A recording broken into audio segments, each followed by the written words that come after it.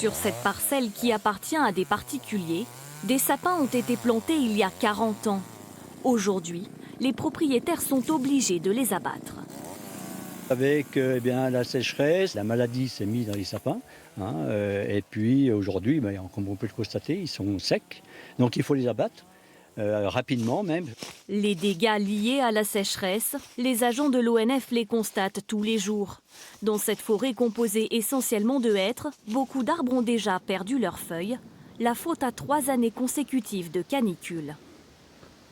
Les hêtres, ils vont être surveillés dès le printemps prochain pour voir le redémarrage de la végétation.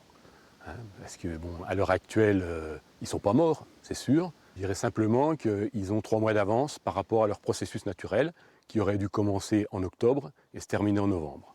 Si ces hêtres ont encore quelques années devant eux, ce n'est pas le cas de certains résineux.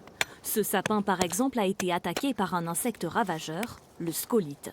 On voit les galeries maternelles et puis les galeries larvaires. Le parasite creuse l'écorce et parvient à coloniser la totalité de l'arbre. L'arbre stresse par manque d'eau, par excès de chaleur. L'arbre est affaibli et il est plus facilement colonisable par l'insecte. Quand un arbre est scolité, il est automatiquement mort. Voilà. Il n'y a pas de rémission. Beaucoup d'arbres endommagés qu'il faut donc couper et vendre. Mais le problème avec la sécheresse, c'est que le bois perd énormément en qualité et va donc se vendre à un prix beaucoup plus bas. Une grume d'épicéa, on va dire avant la crise de la sécheresse de belle qualité, on va dire sur le Haut-Doubs, allait de 60 à 70 € le mètre cube sur pied.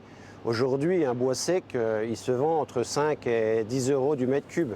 Donc c'est une grosse perte financière pour le propriétaire des bois.